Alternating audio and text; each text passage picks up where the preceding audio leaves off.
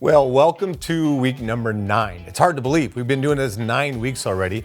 And hopefully by now you have gotten to know the people in your group. And you've been encouraged and supported by them and by those crucial relationships. See, one of the things we say around here is that our becoming like Jesus, discipleship, really happens best in the context of relationship.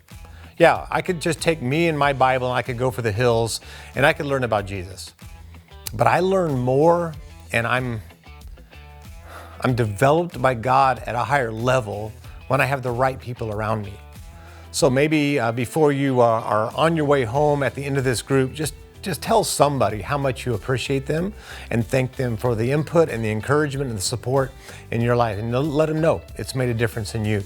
Now this week, as we get into this study, I really want you to focus on just this one idea that comes out of the story from the Good Samaritan. And I've been thinking a lot about this idea of a neighbor. Now, if you're old like me, you might remember a guy named Mr. Rogers. You know, he had this sweater and he would sing this song, and basically it came out this way: won't you be my neighbor? It's a great invitation. Come into my house, be my neighbor, come into my space.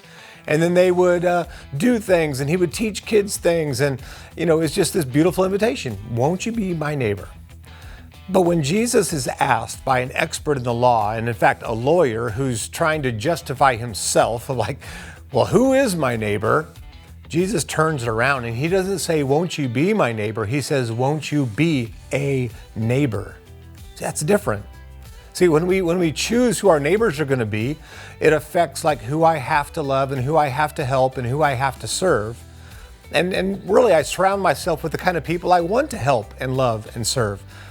But when Jesus is talking, he says, nope, everybody's your neighbor in that sense. So you just be the kind of a neighbor that I want you to be, the kind of a neighbor that reflects what we've been talking about this series. In fact, if we've been spending every day with Jesus and we've been spending more time with him, becoming like him and living for him, then being a neighbor is going to come more and more natural to us. It's kind of like muscle memory, right? So you work out or you do something and over time your muscles are learning what to do, and without having to tell them, now it's time to step it up because there's a hill, your muscles just kick into gear automatically. And the more we spend time with Jesus, the more that spiritual muscle memory happens. And when we find ourselves in a situation where we could be the kind of a neighbor that Jesus wants us to be, it just happens because we've been spending time with the Master.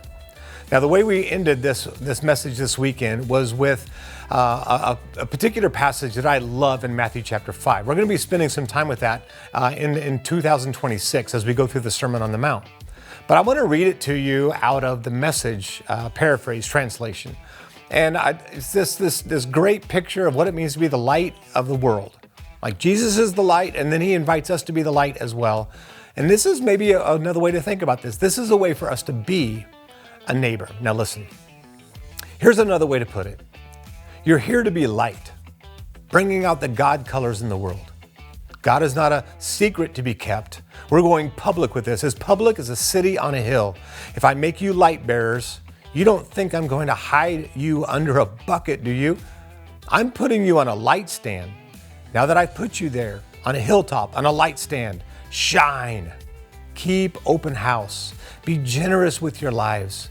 By opening up to others, you'll prompt people to open up with God, this generous Father in heaven. See, when we are intentional about our ministry, what happens is doors are opened for people to have a relationship with God. Doors are opened. Credibility is established for us to have those kind of conversations. And so we walk into those situations. We walk into our everyday life with open hearts, open eyes and ears, and open hands, saying, okay, God, use me. I want to be the neighbor you want me to be in this situation. All right, you guys have a great discussion. We'll see you next time.